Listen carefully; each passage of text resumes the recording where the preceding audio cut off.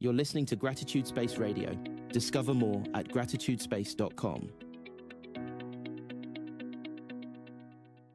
So, what if I told you the key to hitting your biggest goals wasn't actually about more hustle, but about gratitude?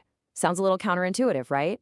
Well, today we're diving into a really powerful idea from Bobby Koontz called the gratitude effect, and I have a feeling it's going to completely change how you think about success. All right, so here's our game plan. We're going to unpack this in 5 parts. First up, a mentor's truth. Then we'll get into why gratitude is not passive. After that, the science of seeing. This part is wild. Then we'll see how ambition meets gratitude, and finally, we'll wrap it all up with how to live by design. Okay, first up, a mentor's truth. And I really want you to get this part because it sets the stage for everything else. This isn't just some inspirational, fluffy, feel-good quote. No, this is instructional. It's a practical guide. So this whole idea really stems from Koontz's mentor, Darren Hardy. And here's the quote that started it all. Of all the thoughts you experience and control, there is one that can profoundly transform your daily life: gratitude. Realizing what you already have is an essential step in creating the goals for what you want. Man, just let that sink in for a second. It totally flips the script, doesn't it? Gratitude isn't the prize at the finish line. It's the starting block. And this right here, this says it all. Gratitude isn't the reward for success. It is the starting condition for success. That one little shift in thinking is the foundation for everything we're about to get into. You don't wait to feel grateful after you succeed. You start with gratitude to create that success in the first place. Okay, so if gratitude is the starting point, it can't just be some passive sit-on-the-couch feeling, right? It has to be an active force. And that brings us right to our second section. Gratitude is not passive. We're about to reframe a totally misunderstood power, especially for all you high achievers out there. Yeah, this is a big one. The misunderstanding is that gratitude means you're settling, that you're lowering your ambition, that you're just content to stay where you are. But the reality? It's the complete opposite. It's about active recognition. It's about seeing clearly what you have so you can build intelligently on top of it. It's a tool, not a retirement plan. And here's the trap that so many of us fall into. The fatal mistake in goal setting is beginning from a sense of lack. You know that feeling? I don't have enough. I'm not good enough. When you set goals from that place, they just feel heavy. It's a constant chase. And that, my friends, is a one-way ticket to burnout. But this is where gratitude comes in and saves the day. Gratitude corrects the starting point. It literally shifts your whole mindset from what's missing to what's possible. You stop building out of desperation and you start building from a solid foundation of strength. All right, now this is where things get really fascinating. Because this whole idea of shifting your perception, it's not just some philosophical, nice-to-have idea.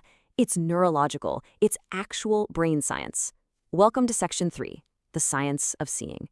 It all boils down to this little part of your brain called the reticular activating system, or RAS for short.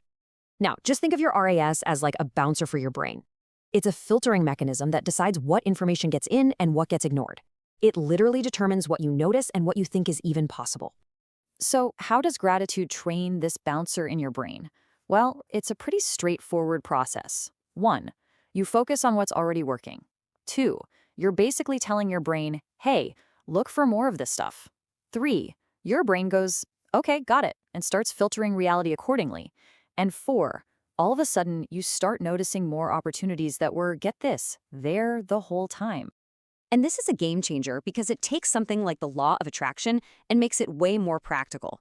It's not magic. You don't attract what you want.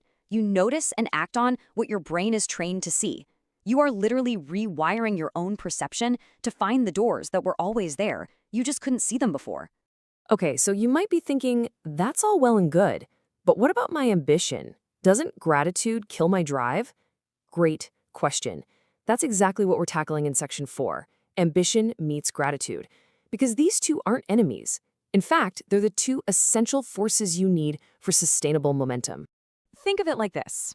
On one side, you've got ambition without gratitude. What does that give you? Anxiety and burnout. It's that nonstop hamster wheel. But on the other side, gratitude without ambition, well, that leads to stagnation. You're happy, sure, but you're not going anywhere. The sweet spot, the magic, is right in the middle where they work together. And that leads to this really powerful, kind of provocative question. Seriously, pause and think about this for a second. If you just lived your best year ever, how would you actually know? It's such a simple question, but it makes you stop and think, wait, what am I even measuring? That question really reveals that there are two different scorecards we can use in life. The first is the HAD scorecard.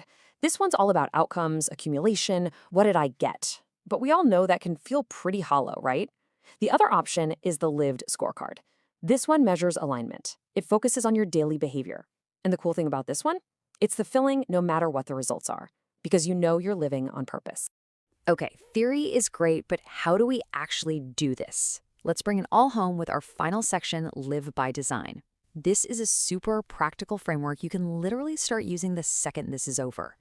Here's a really simple daily practice you can try. It's totally optional, but super powerful. In the morning, just 2 questions. What is already working, and what's my next right action?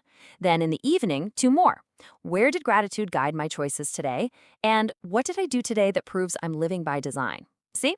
It's not about huge, dramatic changes. It's all about those small, consistent, intentional choices. Look, if there is only one thing you walk away with today, let it be this. Build your future from clarity, not deficiency. Stop starting from what's wrong and what's missing. Start from a place of what's working and what I have, and build from that solid ground up. It really is a simple idea, but the implications are absolutely massive. When you do this every day, the effects start to compound.